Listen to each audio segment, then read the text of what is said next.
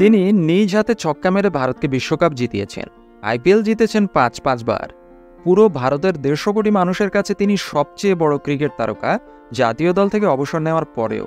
অথচ তিনি একদমই মাটির মানুষ, ভক্তদের সব আবদার হাসি মুখে মিটিয়ে দেন। বলছিলাম মহেন্দ্র সিং ধোনির কথা। আমাদের ক্রিকেটারদের শেখা উচিত এমএস ধোনির কাছ থেকে কিভাবে ভক্তদের খুশি করতে হয়।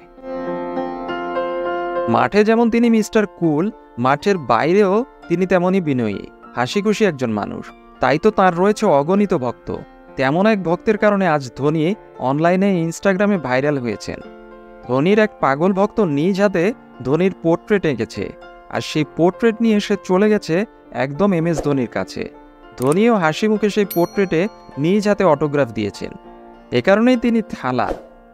ইনস্টাগ্রামে সেই ভিডিওতে অসংখ্য লাইক শেয়ার পড়ে গেছে। অনেকেই কমেন্ট করেছেন, মাহি অনেক বড় মনের মানুষ। একজন ভক্তের আঁকা ছবিতে সাইন করে সেই ভক্তের দিনটাকেই আনন্দের করে দিলেন মাহি। সোশ্যাল মিডিয়ায় ভিডিওটি ইতিমধ্যে ১ মিলিয়নের বেশি ভিউ হয়েছে, আর সাথে সাথেই ভাইরাল হয়ে গেছে।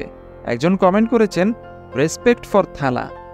আরেকজন কমেন্ট করেছেন, থ্যাংক ইউ সো মাচ। আরেকজন কমেন্ট করেছেন, থালা এভরিওয়ানস হার্ট।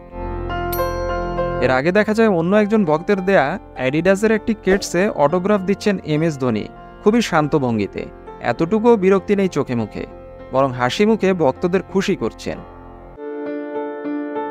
এমএস ধোনির কাছ থেকে শেখা উচিত আমাদের সাকিব আল হাসান, মুস্তাফিজুর রহমান, নাজমুল হোসেন শান্তদের। কী বা অর্জন করেছে এই সোনার ছেলেরা?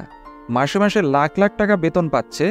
ম্যাচ ফি, বিজ্ঞাপন ফি, স্পন্সর ফি মিলিয়ে কত কারিগরি টাকা আয় করছে এরা।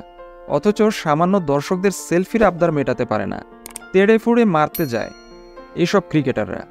দেশকে আজ পর্যন্ত একটাও টুর্নামেন্টের শিরোপা এনে দিতে পারেনি। মাঝে মাঝে ১-২টা ম্যাচ জিতেও তারা বাহাদুর হয়ে যায়।